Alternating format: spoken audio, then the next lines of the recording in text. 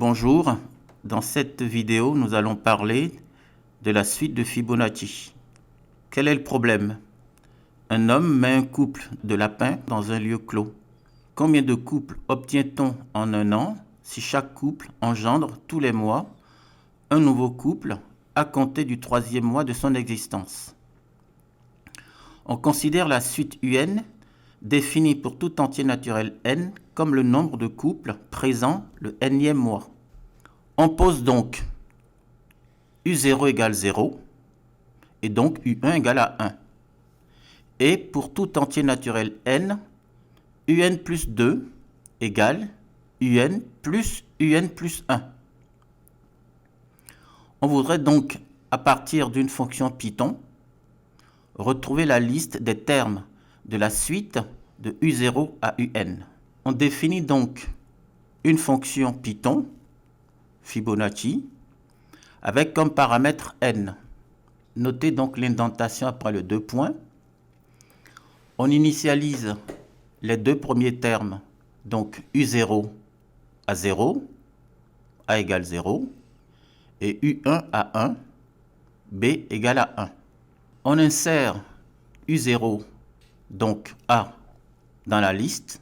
On crée une boucle qui ira de 0 à n.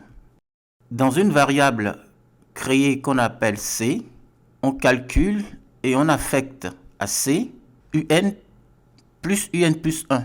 B devient alors le premier terme de la somme, d'où son affectation à A. C devient le deuxième terme de la somme, d'où son affectation à B. Et on ajoute en fait à la liste déjà créée A. Il ne reste plus qu'à la fin de la boucle, donc du programme, à retourner la liste L. Alors, un exemple d'exécution de cette suite est donné un peu plus bas.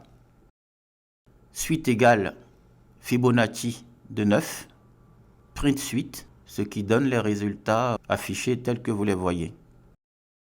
En fait, cette suite est liée au nombre d'or. La suite de Fibonacci possède de nombreuses propriétés très utilisées en mathématiques.